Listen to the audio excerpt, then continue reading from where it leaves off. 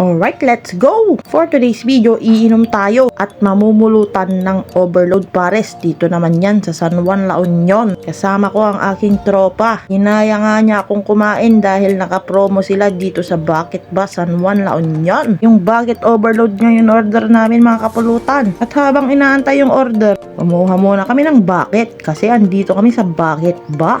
Alright. San Mig Light nga yung sa akin mga kapulutan. Sa kanya naman, Pale Pilsen pero hindi kami sponsored. San Miguel, baka naman. Sa mga gustong kumuha ng sasakyan, agent pala ng Toyota itong tropa ko. For inquiries, PM nyo siya. Ito yung page niya. Mabait na, maganda pa. Alright. Dumating na nga yung order naming bucket overload mga kapulutan. Kumain na nga siya agad kasi nagutom na daw siya. Meron pala tong bone marrow, chicharon, bulaklak, lechon, kawali. Parang kay Diwata ng ba? At dalawang kanin. Binagyan ko na nga ng chili oil itong bone marrow ko mga kapulutan. Grabe. Ready ko na nga yung amlodipin ko dyan mga kapulutan. Tapos dalawang kanin pa. Iwan ko na lang kung magigising pa ako.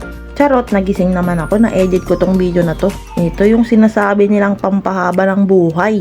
Unang kagat, see you Lord agad. Titikman na nga natin mga kapulutan. Grabe, solid. Sobrang sarap. Sabayan mo pa ng napakalamig na San Mig Light. Alright.